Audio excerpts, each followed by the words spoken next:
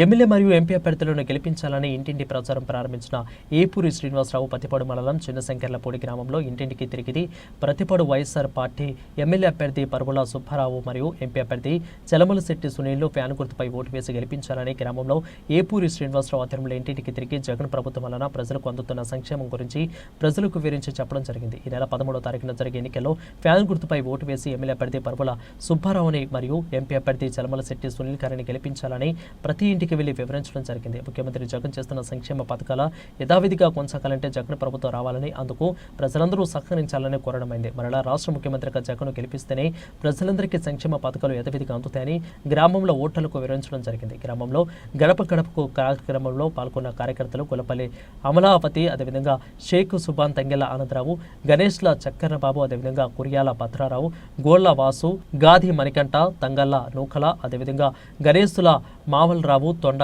గణేష్, చనిపోయిన నానాజీ, గార్లపాటి సామెలు, పచ్చ గంగాధర్, తొండ అప్పారావు, చనిపోయిన వెంకన్న, సిహెచ్ నానాజీ, సిహెచ్ కమల్, కురియాల భద్రారావు, పొత్రు శివ, రోమల అప్పలరాజు, పల్లా కోసరాజు తదితరులు ఇంటింటి ప్రచార కార్యక్రమంలో పాల్గొనడం జరిగింది.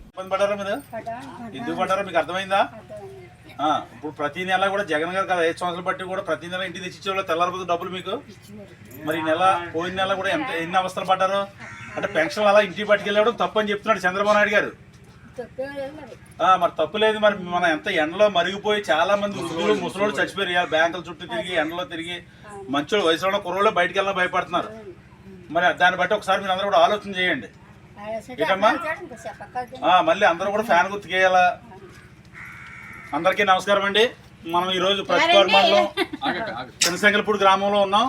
మరి ఈరోజు చిన్నశంకర్లపూడి గ్రామంలో డోర్ టు డోర్ ప్రతి ఇంటింటికి తిరిగి మరి గౌరవ ముఖ్యమంత్రి జగన్మోహన్ రెడ్డి గారు 2019 మేనిఫెస్టోలో ఏదైతే పెట్టారో అవన్నీ పూర్తి స్థాయిలో అమలు చేయడం జరిగిందని చెప్పేసి ప్రతి ఒక్కరికి చెప్పడం జరిగింది.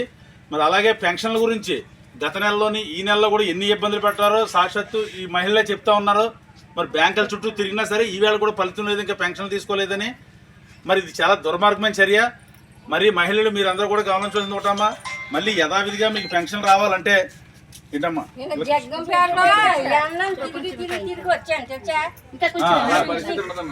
చెప్పమ్మా చెప్పు. జగ్గంపేట పోయాను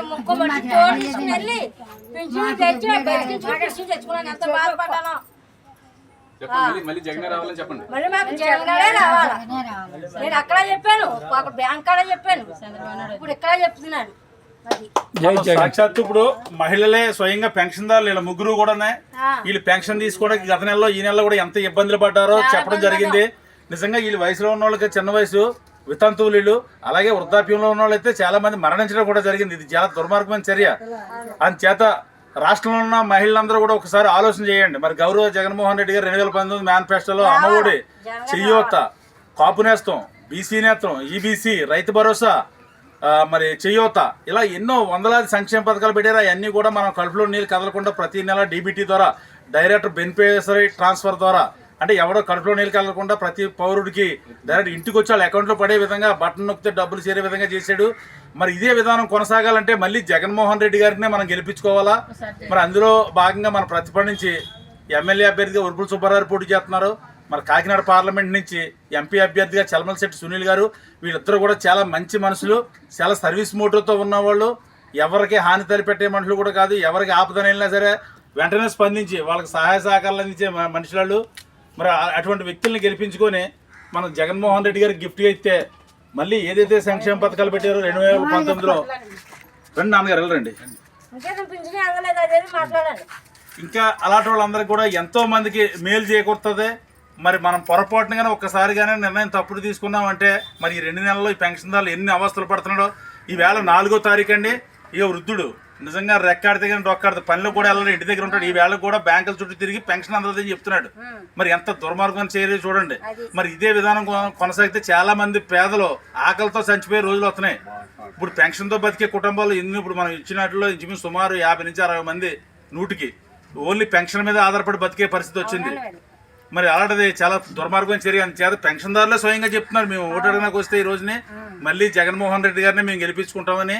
మరి ప్రజలందరినీ కోరేది ఒకటే, మరి 2019లో మేనిఫెస్టోలో పూర్తి స్థాయిలో అమలు చేశారు. ఇప్పుడు 2024లో పెట్టిన మేనిఫెస్టో కూడా పూర్తిగా మన అందరికీ డబ్బులు డైరెక్ట్గా ఇంటికి వచ్చి మన అకౌంట్లో పడి మనం ఒక కాళ్ళు పట్టుకోకుండా పెన్షన్దారుడు మన వాలంటీర్ తెల్లారి గట్ల 6 ఒకటో తారీఖు మన ఇంటికి వచ్చి పెన్షన్ ఇచ్చేవాడు ఇప్పుడు దాకానే. ఈ 2 నెలల్లో పెన్షన్దారులు ఎన్ని అవస్థలు పడ్డారో రాష్ట్రంలో ప్రజలందరూ కూడా సాక్షాత్తు చూశారు.